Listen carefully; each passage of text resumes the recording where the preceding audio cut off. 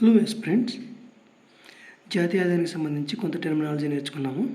ఇప్పుడు జాతీయ ఆదాయపు నిర్వచనాల గురించి తెలుసుకుందాం. అంటే ఒక దేశంలో నిర్ణీత కాలంలో సాధారణపు నివాసితులచే అంటే నార్మల్ రెసిడెంట్ అంటే ఎవరంటే ఒక దేశంలో నివసిస్తూ వాళ్ళ యొక్క ఆర్థిక కార్యకలాపాలన్నీ ఆ దేశానికే చెందినవైతే వాళ్ళని నార్మల్ రెసిడెంట్స్ అంటారు. అయితే ఈ సాధారణపు నివాసితులచే ఉత్పత్తి చేయబడిన అంతిమ వస్తు సేవల మార్కెట్ విలువే జాతీయ ఆదాయం అంటారు. అంటే ఇది దేశం లోపల కానీ దేశం వెలుపల కానీ ఉత్పత్తి కాబడవచ్చు.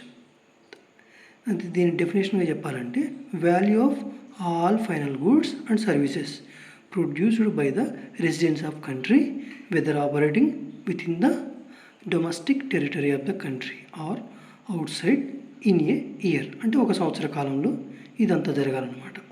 అయితే జాతీయ ఆదాయ నిర్వచనంలో మనం గుర్తించాల్సిన అంశాలు ఏంటంటే ద్రవ్య రూపంలో వ్యక్తీకరించడం అంటే మానిటరీ ఎక్స్ప్రెషన్, అంతిమ వస్తు సేవలు ఫైనల్ గూడ్స్ అండ్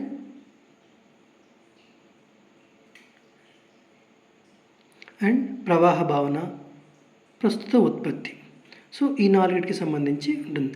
అంటే జాతీయ ఆదాయాన్ని ద్రవ్య రూపంలో వ్యక్తీకరించడం అంటే ఏంటంటే ఇప్పుడు పాలను మనం లీటర్లో కొలుస్తాం, నీళ్ళని లీటర్లో కొలుస్తాం, ఇంకా అరటిపండు డజన్లో కొలుస్తాం.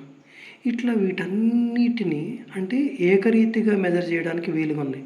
ఏకరీతిగా మెజర్ చేయడానికి వీలున్నాయి ఏంటంటే మనం ఏ వస్తువునైనా దేన్నైనా సరే మనం ఫైనల్గా ద్రవ్య రూపంలో అంటే మనీ రూపంలోనే మెజర్ చేస్తాం. అంటే మనీ రూపంలోనే చెప్తాం. ఒక ఇల్లు ఎంత ఖర్చు అయింది దానికి సంబంధించి మనీ రూపంలోనే, సిమెంటు, ఇసుక ఇవన్నీ. ఇప్పుడు మామూలుగా సిమెంట్ని ఇల్లు కట్టడానికి నీకు ఎన్ని సిమెంట్ బస్తాలు అయిందని అడిగామనుకో, ఇవన్నీ చెప్తారు ఒక 100 150 అయినాయి అని చెప్తారు. ఇప్పుడు ఈ 100 150 అనేది సిమెంట్ బస్తాలు. కానీ ఫైనల్గా వీటిని మనం ఎట్లా ఎక్స్ప్రెస్ చేస్తామంటే మనీలోనే. అంటే ఒక బస్తాకి ఎంత అయింది, 150 బ్యాగ్స్కి ఎంత అయింది. సో ప్రతి ఒక్కటి మనం ద్రవ్య రూపంలోనే వ్యక్తీకరిస్తాం. అంటే మానిటరీ ఎక్స్ప్రెషనే జరిగిద్ది. అందువల్ల జాతీయ ఆదాయాన్ని మనం మానిటరీ ఎక్స్ప్రెషనే చేస్తాం. అండ్ ఇంకోటి ఏంటంటే అంతిమ వస్తు సేవలు అంటే ఇవి ఫైనల్ గూడ్స్. ఈ ఫైనల్ గూడ్స్ ఎలా ఉంటాయంటే ఇప్పుడు ఎవరైతే అంతిమ వినియోగదారులు ఉన్నారో అంటే వారి కోరిక మేరకు వినియోగించుకోవడానికి వీలుగా ఉన్న వస్తువుని అంతిమ వస్తు సేవలు అంటారు. ఇకపోతే ప్రవాహ భావన. జనరల్గా ప్రవాహ భావన అనేది మనకు తెలుసు. ఇప్పుడు జాతీయ ఆదాయం కొంతకాలానికి లెక్కిస్తాం కదా. సాధారణంగా ఒక సంవత్సరానికి లెక్కిస్తాం. అంటే జాతీయ ఆదాయాన్ని ప్రతి సంవత్సరం లెక్కిస్తాం కదా. అంటే ఇప్పుడు 2023-24కి ఎంత అయింది అంటే ఇప్పుడు ప్రస్తుత ధరల్లో ఎంత అయింది అంటే ఇప్పుడు ఆ సంవత్సరంలో ఉన్న ధరలను బట్టి ఆ సంవత్సరంలో జాతీయ ఆదాయం ఎంత అయింది. దీన్ని ప్రవాహ భావన అంటాం. అంటే ప్రవాహ భావన అనేది ఒక సంవత్సరానికి మాత్రమే మనం మెజర్ చేస్తాం, లేదా ఒక సంవత్సర కాలానికి మాత్రమే లెక్కిస్తాం. కాబట్టి దీన్ని ప్రవాహ భావన అని చెప్పవచ్చు. అట్లాగే ప్రస్తుత ఉత్పత్తి అంటే ఏం చెప్పొచ్చు అంటే జాతీయ ఆదాయంలోనే ప్రస్తుత సంవత్సరం వస్తు సేవల ఉత్పత్తి గణించబడుతుంది. అంటే ఈ సంవత్సరం ఏవైతే వస్తువులు ప్రొడ్యూస్ అయ్యాయో వాటి యొక్క విలువనే మనం జాతీయ ఆదాయంలో లెక్కిస్తాం. అంటే ఈ సంవత్సరమే జరగాలి. ఇప్పుడు 2024 ఉంది కాబట్టి ఈ 2024లో జరిగే వాటిని మనం లెక్కిస్తాం. ఇప్పుడు గత సంవత్సరంలో వస్తు ఉత్పత్తి జరిగిందనుకో దాన్ని ఈ సంవత్సరంలో లెక్కించబడదు. అట్లే for example second hand goods, used goods అమ్మకాలు, పాత ఇండ్లు వీటి యొక్క అమ్మకం గణించరు. కానీ దీన్ని అమ్మేటప్పుడు ఏజెంట్ ఎవరైతే ఉన్నారో ఆ ఏజెంట్ తీసుకున్న కమిషన్ గణిస్తారు. ఒక పాత ఇల్లు ఉందనుకోండి, ఆ పాత ఇల్లుని ఎప్పుడూ కడతాం. ఒక 2010లో ఒక ఇల్లు కట్టామనుకోండి, ఆ ఇల్లుని ఆ సంవత్సరమే జాతీయ ఆదాయంలో లెక్కిస్తాం. కాబట్టి మళ్ళీ దీన్ని 2024లో మళ్ళీ లెక్కించాం. కానీ దాన్ని ఆ ఇల్లు ఒక వ్యక్తి నుంచి ఇంకో వ్యక్తికి మారేటప్పుడు మధ్యలో ఎవరైతే ఉంటారో ఆ ఏజెంట్ తీసుకునే కమిషన్ని జాతీయ ఆదాయాల భాగంగా లెక్కిస్తాం. కారణం ఏంటంటే అతను అందించే సేవ ఆ సంవత్సరానికి చెందింది కాబట్టి దాన్ని ఆ కమిషన్ని జాతీయ ఆదాయంలో లెక్కిస్తాం. దీన్ని ఏమని చెప్పొచ్చు అంటే ఓకే, ప్రస్తుత ఉత్పత్తిని మాత్రమే మనం మెజర్ చేస్తాం. అయితే కొంతమంది ఎకనామిస్టులు వాళ్ళ నిర్వచనాలు ఎట్లున్నాయంటే, ద్రవ్యంతో కొలవడానికి వీలైన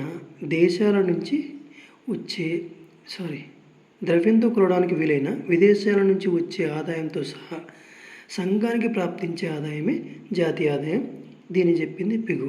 ఈ కాంపిటేటివ్ ఎగ్జామ్లో దీన్ని ఎట్లా చెప్తారంటే, ఒకవైపు ఏమో నిర్వచనాలు ఇచ్చి ఇంకోవైపు ఏమో ఆ ఎకనామిస్టులు నేమ్స్ ఇచ్చి మ్యాచింగ్ చేయమని చెప్తాడు. సో ఇవి కూడా అవసరపడతాయి. అంటే ఎగ్జామ్ ప్యాటర్న్ ఎప్పుడు ఎలా ఉంటుందో మనం చెప్పలేం కాబట్టి. సో అంటే ద్రవ్యంతో కొలవడానికి వీలైన, అంటే ఇప్పుడు ఒక దేశంలో కొన్ని వస్తువులు ఉత్పత్తి అయ్యాయి, వాటిని మనం మనీతోనే మెజర్ చేస్తాం. అట్లాగే మన దేశీయులు వేరే కంట్రీలో ఉండి వాళ్ళు ఎంతో కొంత సంపాదిస్తారు. ఆ సంపాదించిన ధనాన్ని కూడా విదేశాల నుంచి వచ్చే ఆదాయం, అంటే వేరే దేశంలో మన వాళ్ళు ఉన్నారు కాబట్టి అక్కడ నుంచి వాళ్ళు పంపించే ఆదాయాన్ని సంఘానికంటే, ఇప్పుడు ఇండియా తీసుకుంటే ఇండియాలోనే ఉన్న జనాభాను మొత్తాన్ని సంఘంగా తీసుకుంటే ఆ సంఘానికి ప్రాప్తించే ఆదాయాన్ని జాతీయ ఆదాయం అని పిగు చెప్పాడు. అంటే ద్రవ్యంతో కొలవడానికి వీలైన మరియు విదేశాల నుంచి వచ్చే ఆదాయంతో సహా సంఘానికి ప్రాప్తించే ఆదాయమే జాతీయ ఆదాయంగా లెక్కించవచ్చు అని పిగు చెప్పాడు. ఇంకోటి మార్షల్. ఈ మార్షల్ నిర్వచనం ప్రకారం దేశంలోని శ్రమ మూలధనాన్ని ఉపయోగించి వనరుల సహాయంతో ప్రతి సంవత్సరం ఉత్పత్తి చేసే భౌతిక అభౌతిక వస్తు సేవలతో కూడుకున్న నికర వస్తు సేవల మొత్తమే ఆ దేశ వాస్తవ నికర వార్షిక ఆదాయం అవుతుంది. అంటే ఇప్పుడు ఒక దేశంలో శ్రమ మూలధనం అంటే మనం ఏదన్నా కొంత పెట్టుబడి మూలధనంగా పెట్టి దానిలో మన శ్రమను ఉపయోగించి మనకు కావాల్సిన రిసోర్స్ సహాయంతో ఆ సంవత్సరంలో ఉత్పత్తి చేసి లేదా ప్రతి సంవత్సరం ఉత్పత్తి చేసి భౌతిక ఫిజికల్ నాన్ ఫిజికల్ అంటే సర్వీసెస్, ఈ వస్తు సేవలతో కూడుకున్న నికర వస్తు సేవల మొత్తమే. అంటే నికర వస్తు సేవలు అంటే దీనిలో తీసివేయాల్సినవి తీసేసి ఫైనల్గా ఏవైతే మిగిలితే వాటిని మాత్రమే లెక్కిస్తే దాన్ని ఆ దేశం యొక్క నికర వార్షిక ఆదాయం అంటారు. ఇప్పుడు దేశంలోని ఉత్పాదక వనరుల ద్వారా జనితమైన, అంటే దేశంలో ఏవైతే ఉత్పాదక వనరులు ఉంటాయో, అంటే ఒక దేశంలో ఆ దేశం అభివృద్ధి చెందడానికి అవసరమైన వనరులు ఆ దేశంలో ప్రతి దేశంలో ఉంటాయి. అయితే వాటిని మనం ఎంతవరకు ఉపయోగించుకుంటాం అనేది ఆ దేశం యొక్క కెపాసిటీపై ఆధారపడి ఉంటుంది. అంటే ఒక దేశంలో ఉత్పాదక వనరుల ద్వారా జనితమై ఏటా తుది వినియోగదారులను చేరే వస్తు సేవల మొత్తం నికర విలువను లేదా మూలధన రాశికి జత చేయబడే నికర విలువను జాతీయ ఆదాయం అంటారు. అంటే దేశంలోని ఉత్పాదక వనరుల ద్వారా జనితమై ఒక నిర్ణీత కాలంలో ఉన్న రిసోర్సెస్ ద్వారా వస్తువులు ప్రొడ్యూస్ అయ్యి ప్రతి సంవత్సరం తయారైన తుది వినియోగదారులను చేరే వస్తువులు. తుది వినియోగదారులు వస్తువులు వాడుకోవడానికి వీలుగా, అంటే అంతిమ వస్తువు విలువను 2 సార్లు అంతిమ వినియోగదారులకు చేరే వస్తువుల సేవల మొత్తం యొక్క నికర విలువను లేదా వాటి యొక్క మూలధన రాశికి జత చేయబడే నికర విలువను, అంటే ఆ వస్తువుల యొక్క ఒక బిల్డింగ్ కట్టడానికి మూలధన రాశికి జత చేయబడే నికర విలువను జాతీయ ఆదాయం అంటారు. జాతీయ ఆదాయంలో వీటిని విడివిడిగా, అంటే ఇసుక యొక్క వాల్యూగా, అండ్ ఇనుముని ఐరన్ యొక్క వాల్యూగాను, సిమెంట్ యొక్క వాల్యూగాను ఇట్లా లెక్కించి మళ్ళీ ఇల్లు కట్టిన తర్వాత ఇల్లు యొక్క వాల్యూని మనం జాతీయ ఆదాయంలో కన్సిడర్ చేసామనుకో, అంటే లేదా లెక్కించామనుకో, అప్పుడు ఇసుక సిమెంట్ ఇవి ఇక్కడ ఇంటిలోని లెక్కించబడతాయి. ఇది ఆ ఇంటిలో, అంటే ఇంటి యొక్క వాల్యూలోని లెక్కించబడతాయి, మరియు అంతకుముందు ఇంకోసారి లెక్కించబడతాయి.